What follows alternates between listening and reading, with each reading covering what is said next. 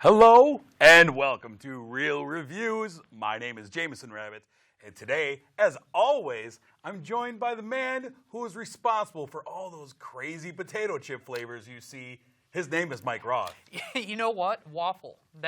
Chicken and waffle. Chicken and waffle? That was me. It's you? Because those are two flavors that, should not be separated. Have you ever had chicken without a waffle? What about the, I've been seeing a lot of crazy, Asian-inspired potato chips, some sriracha flavored chips. That's all you, your letter writing campaign? That's all me, yeah. You should try my new Gouda cheese and smoked.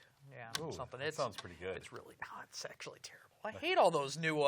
They come out like 3 new ones a day, I swear. I'm actually really old school. I like my potato chips tasting like potato chips. Mike says it's either ridged or unridged. Those are your options. No. Unridged. Yeah, you don't even ridge those things. Sorry to tell you that. All right. I'm a purist. No doubt. Purist. Potato chip purist. Hate those darn Pringles that come in a tube. I like Lay's. Oh, well, anyhow, we got movies we have to talk about. We're not buzz marketing and sponsoring Lay's potato chips. No, right? unless they want to pay us. We are okay with that. That's right. This week, Michael, we have 3 movies that came out in theaters. So let's get into what is on the marquee this week. And we are going to start with Whiskey Tango Foxtrot. That stands for something, but I'm not going to say what it is. Letters. Yes. Whiskey Tango Foxtrot, starring Tina Fey, Margot Robbie, Alfred Molina, Martin Freeman, Billy Bob Thornton, and Christopher Abbott. And Tina Fey is a reporter, kind of a lowly reporter, if you will. And she is assigned to go to Afghanistan. This is in 2004, I believe it was. 2003, she's assigned. They need more people to go to Afghanistan. She's sent because she is one of the single people who they need somebody over there. That's actually a good scene. You watch someone crying in there. Are you on board with the crying or the traveling? Which one? And so she is sent over to Afghanistan to be a field reporter. She is instantly thrown into not knowing what's going on, completely lost, completely trying to fit in and figure out what's happening. And ultimately, she is kind of taken under the wing of Margot Robbie's character as a reporter who's been there a while and knows the ropes. And eventually, she finds a purpose. She finds a purpose that she wasn't expecting, to be in Afghanistan, and stays in Afghanistan, fights to stay in Afghanistan, and report on underreported topics in a forgotten war, as they say. Yeah. And I just have to say, I thought this movie was going to be something completely different going in. And even in the first scene, which we see in the trailer there, where there's a big party going on, I thought this movie was going to be a comedy and kind of making fun of the Afghani culture and, isn't this silly? And it turned out to be way more serious of a movie, and a movie with actual characters and character arcs in them. That was interesting to me. I could see where you came from.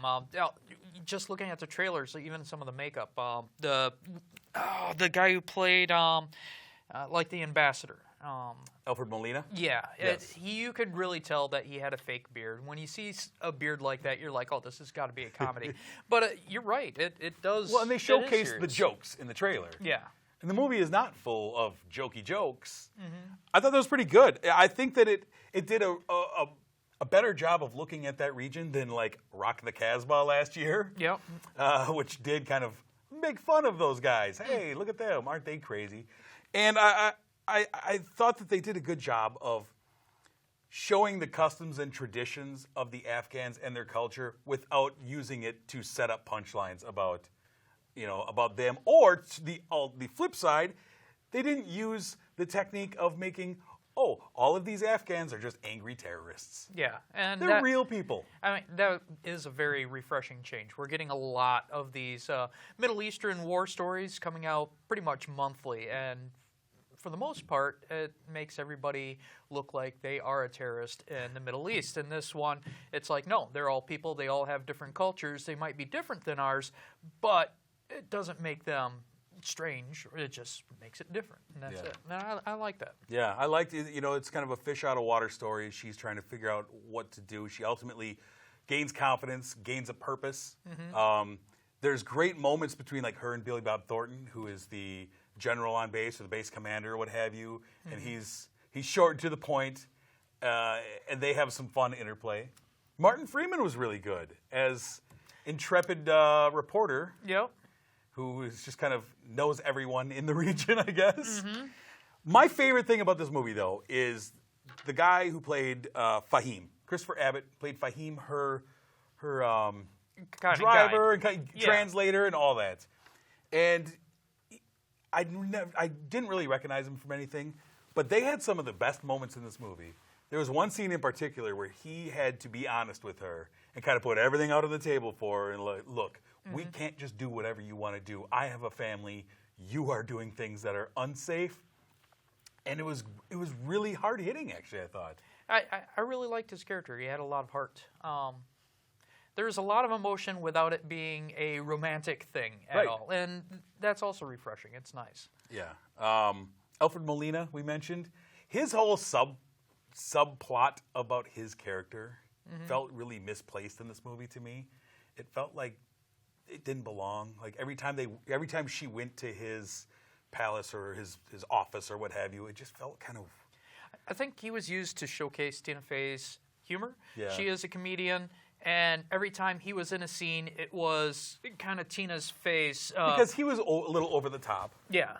This movie reminded me a lot of Good Morning Vietnam, where the beginning of the movie is really quite comical, and then it gets really serious. And then with the mixture of the seriousness and the comedy, you end up getting a good movie. Right.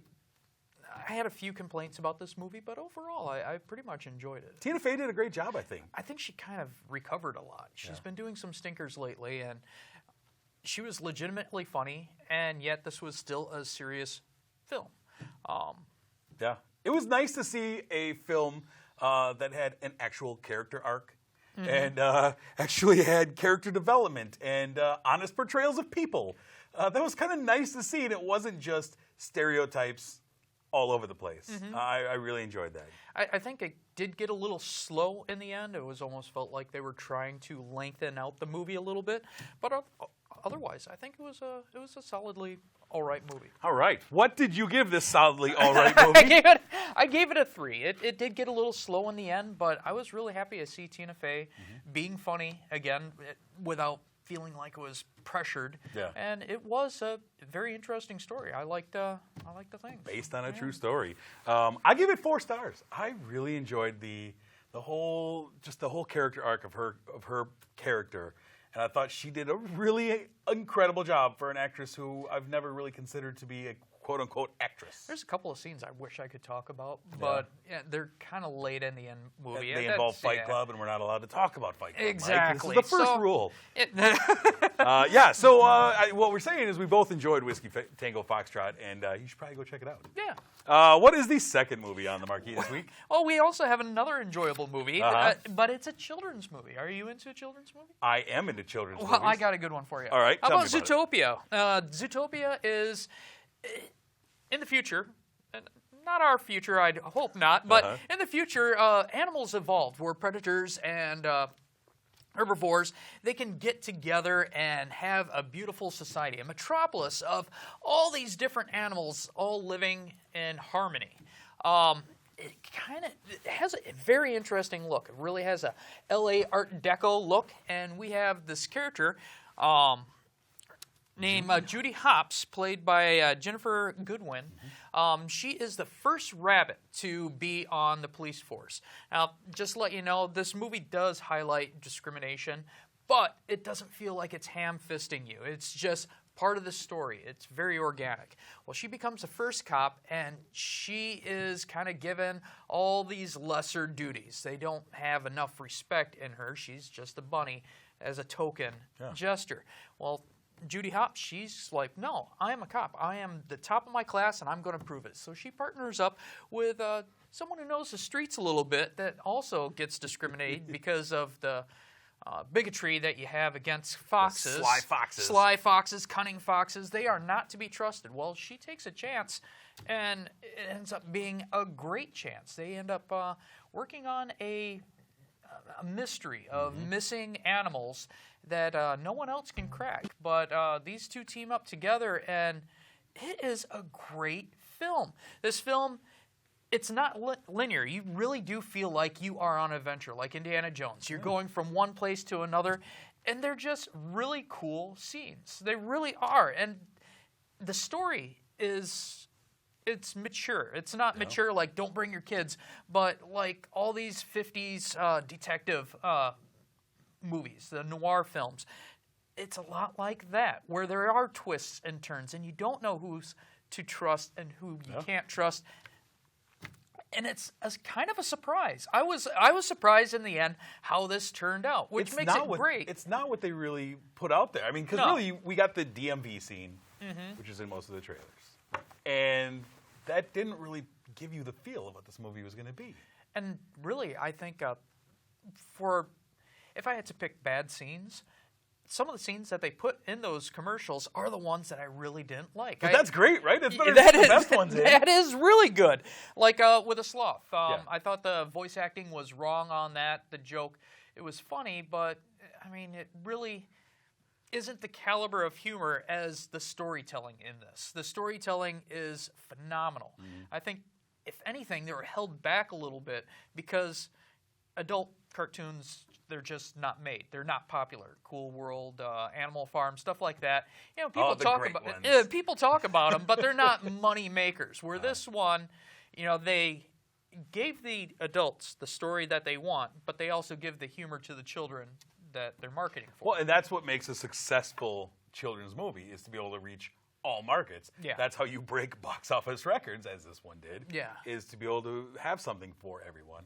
I love that there was, you mentioned the message of the story. There was a lot of messages with the story. Yeah. There was the anti-bullying message that started out with, the message of acceptance, the message of self-determination, the message of getting past stereotyping, the not taking no for an answer. You know, and I liked all those. You get into political corruption. Yep. You get into all of these things, and there's great character designs for all these characters. I thought they were really interesting how they used them. Well, the choices for the characters, outside of even Hops and the Fox, the other designs for the characters I thought were really incredible as you see them interacting. The other cops, you know, what animals you choose for all these things. Just to let the audience know, in order to have a diverse culture, the city is separated in little areas that goes with the habitat of the animals. Yeah. And it's part of what feeds into the adventure. One moment they're in the jungle. One moment they're in small little towns made for like mice and stuff like that. Other times you're in Arctic areas. And it's all the city, but with a different habitat to make the animals there more comfortable. It was great. It didn't feel forced. It didn't feel like a Mario game where you're like, I don't know why Mario's in the water, but we're going to put him in a volcano now. It's really cool. It was fun. Great voice acting. Jennifer Goodwin was great. Jason Bateman as the Fox was perfect. He was great. You know, you bring in J.K. Simmons as the mayor. He's fun. And I loved, there were so many fun references in this movie that make it for adults as well as kids. You have the Godfather scene in here that my kid doesn't get. He doesn't get that Godfather scene, but I was cracking up because it was hilarious how it was set up and how it was delivered. You have a Breaking Bad reference in there. That was a lot of fun. You have the bootleg Disney movies that the Weasel is selling, and it's their actual Disney movies. Yep. Like, yeah, that's pretty good. And my favorite is you get Emmett Otterson. Was that really a reference? Because that's not a Disney show. Sure. Was it? Yeah. Emmett Otter's Jug Band, that's Disney owned. I thought that was Fox. Oh, no, that was Jim Henson. Yes, which is now Disney. Which is now Disney owned. Disney owns everything. Emmett Otter. I'm like, when they said they're missing an otter, his name is Emmett. I'm like, good for you. Good for you. Which, I'm not going to get into it, but if you really look at the plot of that story, it's really not that wholesome. Right. But this is fun, and this is... like you had said, there's something for everyone. My small issues are, I wish the humor was par with the storytelling. Also, I did notice kind of varied on the quality of CGI. Sometimes it was really realistic, and other times it felt like a matte painting. And I think they wanted to go for that since they were going for that 50s noir vibe, but I don't know. It felt a little off. Interesting. For me. Yeah, I enjoyed more than anything. I just enjoy, and we've had a couple of these recently, just the message that comes along with Hops of she has a dream, and she's not going to let anybody crush it. She has pressure from all fronts, from her parents telling her, just don't dream too big. Come back home and sell carrots. That was actually and the really people on the cool. police force saying, you're too small. You need to go home now. And everyone telling her this is the wrong thing. And she didn't. I mean, she really didn't give up on her dream. I love that message for kids. I love that message for adults. It's a great message that we don't get enough of. And also you had the side one of try to accept everybody. See where they're coming from. Don't take stereotypes. And because the whole story between her and the fox was pretty beautiful. It really was. It was a lot of fun. So ultimately, I gave Zootopia 4 stars. I gave it 4 stars also. Yeah. I almost gave it 4.5, but it was like some small issues. Not to steer anybody away. Definitely go see this movie. Terrific movie, and it's fun for everyone in the family. Bring grandma, bring the baby, bring them all, because it's a lot of fun. I haven't had this much fun at animated features since Inside Out, and I think I like I don't know if that was so much fun. No, but that was great. I didn't cry during this movie like I did during Inside Out. True. Trying to it's fun to cry. Shield my tears from the stranger that was sitting next to me. Sorry, my tears get your popcorn. This movie's rough. Anyways, that is Zootopia. The final movie we have on the marquee this week is a sequel to a big action movie, Olympus Has Fallen. This week we have London Has Fallen, starring Gerard Butler again as Secret Service agent Mike Banning. Is that his name? Yeah. And it doesn't matter what his name is. Mike Banning. And President Aaron Eckhart is back.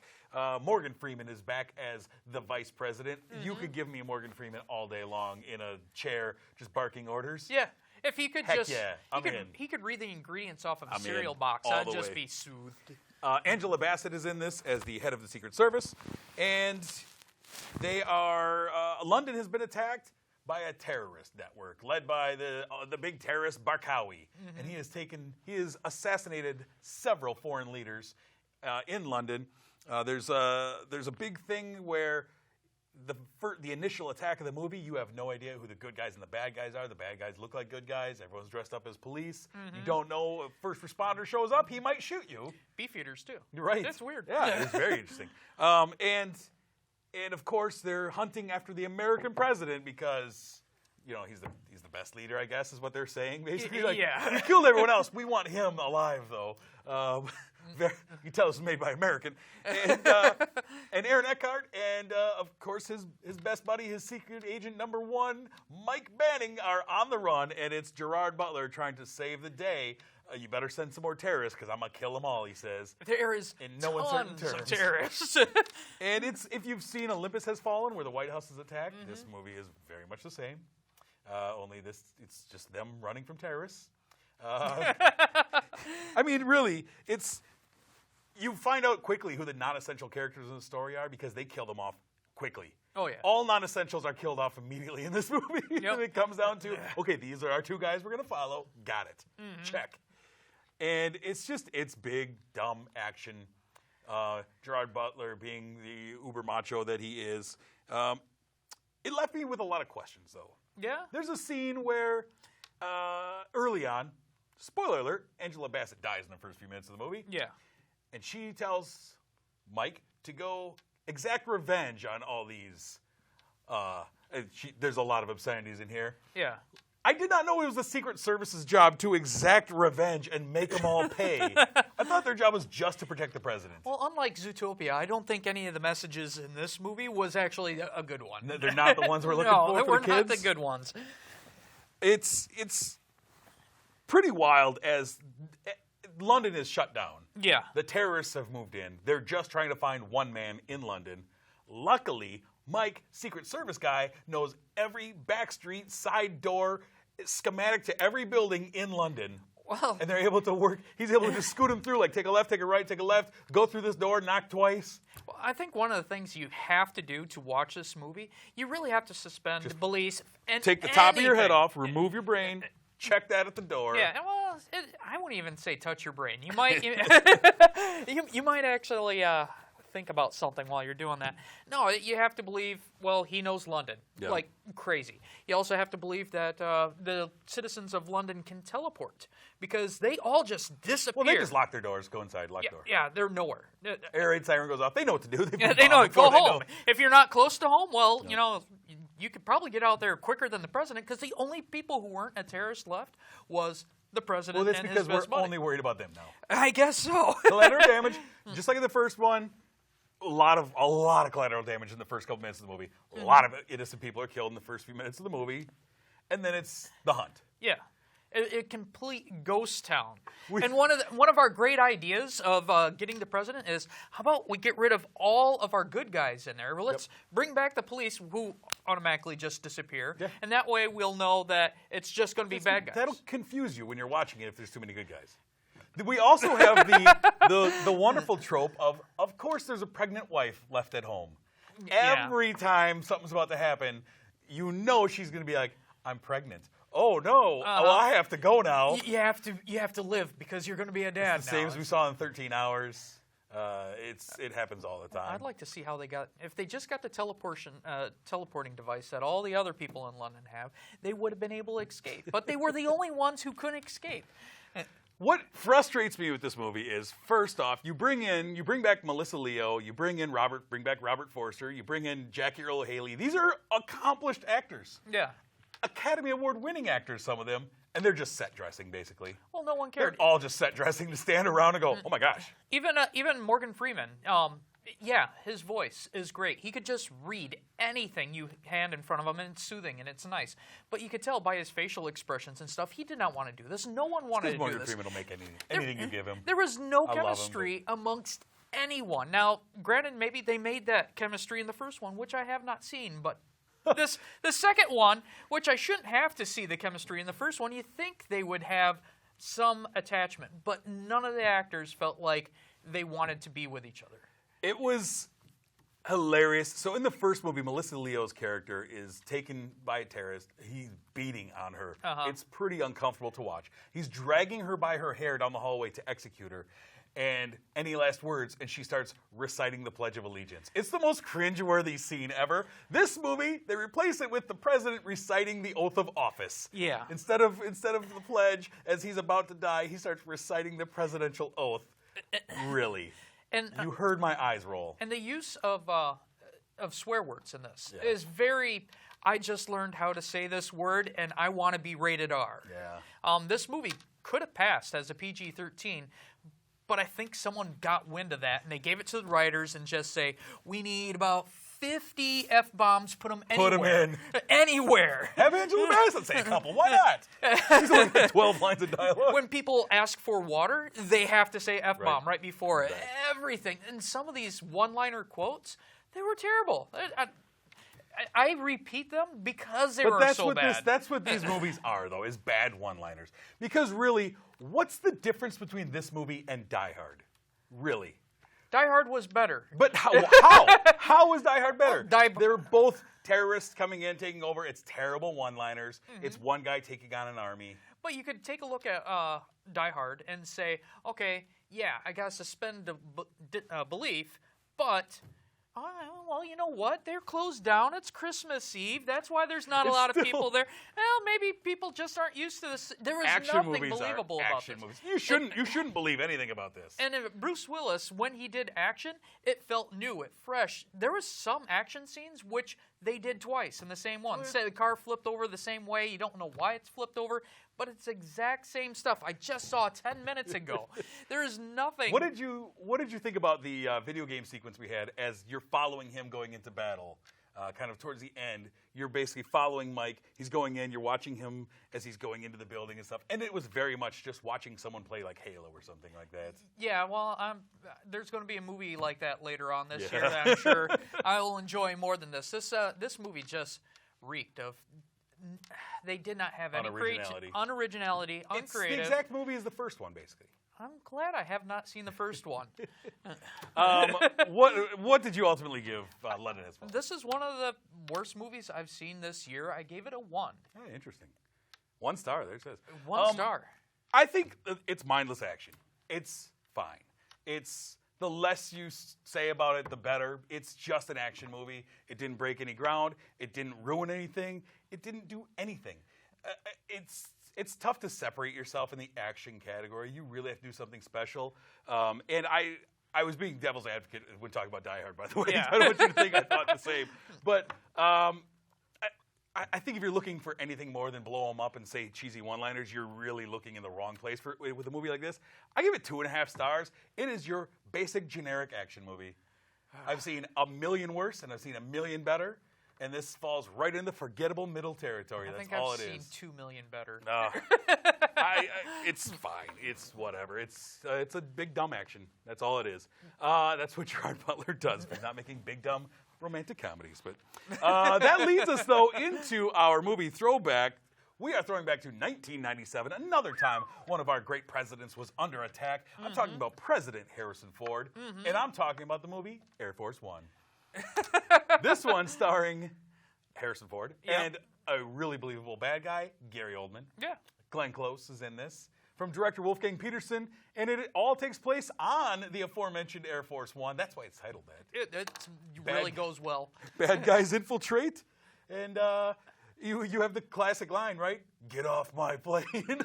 Well, this is back during a time where we're still really scared of the Russians, because Right.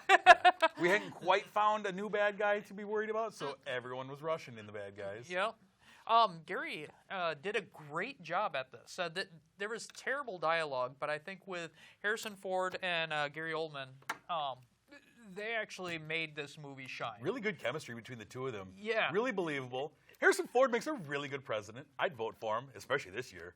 Good Lord. Give me Harrison Ford on a ticket right now. A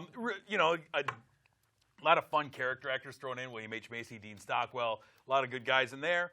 And it gets to showcase all the cool things that the actual Air Force One has in it and can do. That was kind of fun, I actually found myself, you're not supposed to, but I think Gary Oldman did such a good job. I found himself, sympathizing with him a little bit. I was like, man, poor guy's so misunderstood. What we do if it was the other way around? Harrison Ford, I'm sure, would have done the same thing. I agree. It's a really enjoyable movie. It feels very dated to me. Watching it feels really dated. Well, it's kind of hard to think of the Russians being a bad guy. But you know what? It could be a lot worse than having Harrison Ford and Gary Oldman going at it for an hour and a half. Could be a lot worse than that. So I enjoy Air Force One. Go check it out. I probably won't watch it again. Yeah, I'm just saying. Fair enough. Fair enough. Let's take a look quickly at what is coming out in the upcoming week. We have 3 movies that will be coming out in a week. And the first one is Miracles from Heaven, starring Jennifer Garner, about her daughter who is diagnosed with some form of cancer or something. She falls from a tree and is instantly cured. How could that happen? The title tells you it's a miracle from heaven. It kind of reminds me of Ruby Sue from